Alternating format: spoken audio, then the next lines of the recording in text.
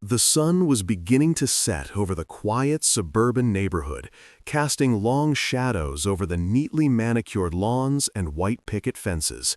It was a picture-perfect place, the kind where everything seemed pristine, except for the constant undercurrent of tension between neighbors, often fueled by the HOA.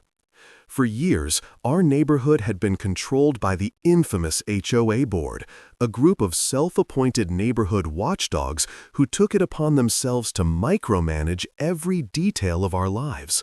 The rules were ridiculous, petty at times, and always felt like they were designed to make you feel small.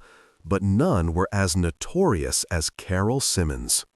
Carol was the kind of neighbor who believed that her job was to ensure that everyone else adhered to the unwritten code of the perfect neighborhood. She had no hesitation in confronting anyone who dared to step out of line, even in the most minor of ways. If you forgot to trim your hedges one week or parked your car a little too close to the curb, Carol was there with a notebook in hand, ready to report you to the HOA. We had crossed paths with Carol a few times before, but it had always been minor squabbles over things like trimming the bushes or parking spaces. However, things took a sharp turn when my wife, Rebecca, got her first fine from the HOA. It was a $3,900 fine for violating the neighborhood aesthetic guidelines. What exactly had Rebecca done? She had dared to repaint our house in a shade of blue that Carol deemed too bold. It wasn't a neon color or anything outrageous, just a soft ocean blue, but Carol had called the HOA on us within hours of seeing it. The fine felt like an overreaction, but it was the sheer audacity of Carol's actions that drove us mad. Carol had been the one to complain, of course, reporting us like we were criminals for expressing ourselves. The worst part was that the fine came with an immediate deadline for payment or further legal action. Rebecca, not one to back down easily, had decided to fight it. She wasn't just going to pay it and let Carol get away with her petty reign of terror. We were ready for this battle, but we had no idea it would escalate so quickly. Rebecca didn't waste any time. She pulled out all the stops, researching every clause in the HOA handbook and finding loopholes.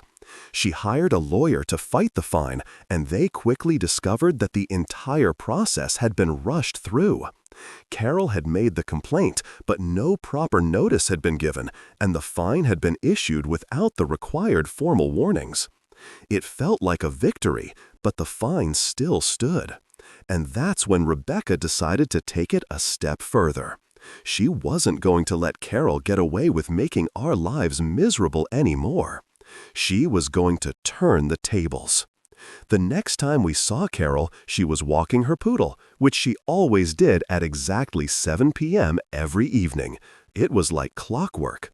We were sitting on our porch enjoying the cool evening air when she marched past, holding her dog's leash as if it were a royal scepter.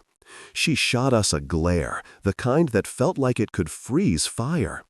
"You haven't paid that fine yet," she sneered, as though it was a reminder rather than a question. "I'll be filing another report if you don't do it soon." Rebecca stood up and smiled. Calm, controlled, but with an undercurrent of something far sharper. "We'll pay it when we're ready, but Carol, I hope you realize we're fighting it, and there's a good chance you'll be losing this one. In fact, we might be able to get you fined for the way you've been overstepping your boundaries." Carol scoffed, shaking her head as she tugged her dog's leash. "You really think you can beat me in this? You'll never win. I'll make sure of it." But that was Carol's mistake. She underestimated my wife. Rebecca wasn't just tough, she was meticulous. Every document, every code, every piece of evidence she needed to challenge the fine was in place. But she wasn't just fighting for us, she was fighting for everyone who had ever been intimidated by people like Carol. The HOA wasn't the problem, it was the people like Carol who used it to push others around. 2 weeks later, we got a call from our lawyer. The HOA had reviewed the case and determined the fine was issued improperly. We were off the hook, officially. But that wasn't all. Our lawyer had also discovered something troubling about Carol. It turned out that over the years, she had pushed through several fines and complaints that were also flawed, often targeting neighbors for the smallest offenses, just to watch them squirm. She had an army of people who were too afraid to speak out, who had just paid their fines and stayed quiet. Rebecca saw an opportunity to stop Carol's reign of terror. We didn't want to stoop to her level, but something needed to be done. One evening, a few days after we received the news, we saw Carol in the street again, as usual, with her poodle in tow. This time, Rebecca stepped outside, her lawyer's briefcase in hand, and walked toward Carol with purpose. I watched from the window, my heart racing, as Carol looked up and gave Rebecca a confused look.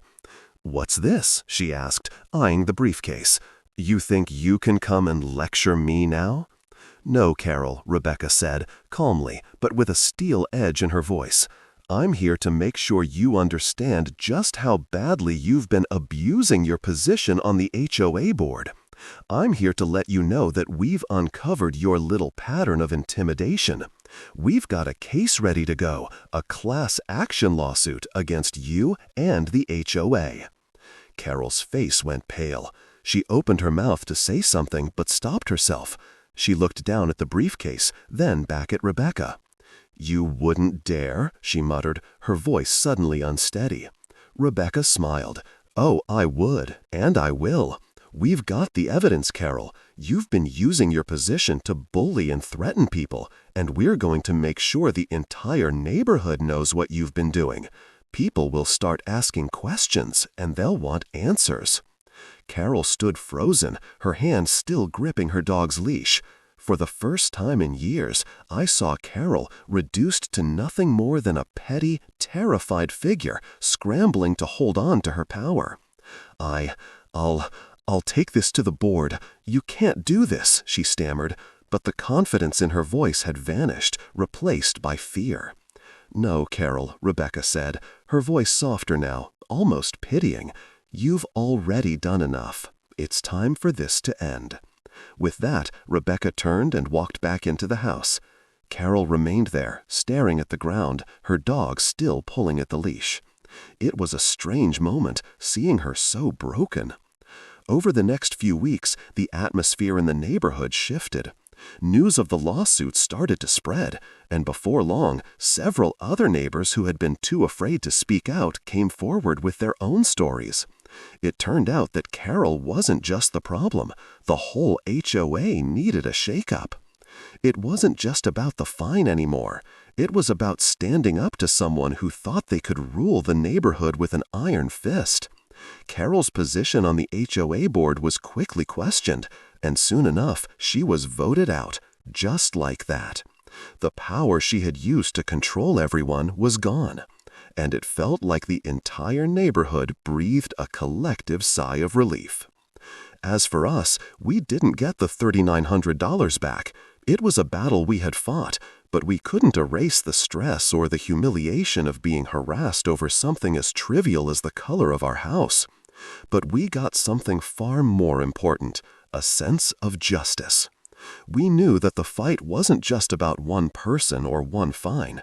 It was about standing up for what was right, about showing that a group of people, no matter how small, could take down even the most insidious bullies. And Carol? Well, I haven't seen her around much lately. Not that I'm complaining. It didn't take long for the air in the neighborhood to feel different. For the first time in years, people walked a little taller, shoulders relaxed, as if they could breathe again without the constant threat of petty HOA complaints hanging over them. The shift wasn't just because Carol had been ousted. No, it was bigger than that. It was the spark of rebellion, a sign that even the most oppressive rules could be challenged, and that power, when abused, was always fleeting. But things weren't perfect. There was still work to be done. The new HOA board had promised to be more transparent, more neighbor-friendly. They made the right noises at first, but the truth was, a lot of the old guard was still in place. Carol may have been voted out, but the system itself hadn't changed. And so, the tension, quiet but persistent, lingered. Rebecca and I, however, were content. For the first time in a long while, we could sit on our porch without worrying about Carol sneaking around, clipboard in hand, ready to report us for something else. We'd been through the storm, and we were still standing. But, as I soon realized, not everyone shared our relief. One evening, a few weeks after Carol's fall from power, I came home from work to find Rebecca standing in the driveway, talking to one of the new neighbors. It was a couple we hadn't yet had a chance to meet, Kathy and Mark Thompson. They had just moved into the house across the street, the one that had been vacant for months. Rebecca had a smile on her face as she chatted with Kathy, but I could tell something was off. Kathy looked a little too serious, too tense. Mark, who